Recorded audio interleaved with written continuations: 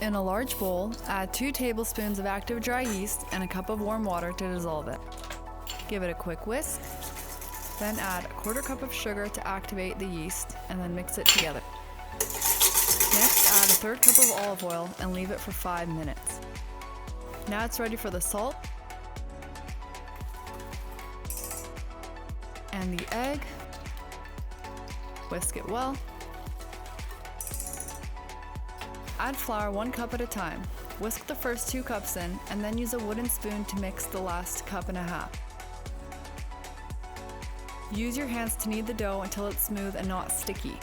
Add flour as needed while you knead. Cut the dough into 8 equal parts. Take the dough in one hand and push it through your thumb and index finger with your other hand. Pinch the bottom and then flatten it out to form a bun shape. Place them on a parchment-lined pan like this so they fit.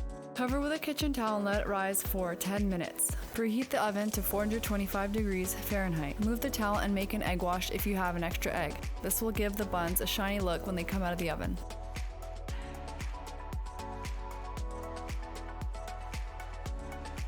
Bake for 10 minutes at 425 degrees Fahrenheit.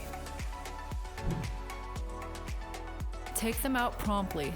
The longest they can stay in there is 12 minutes before they get burnt.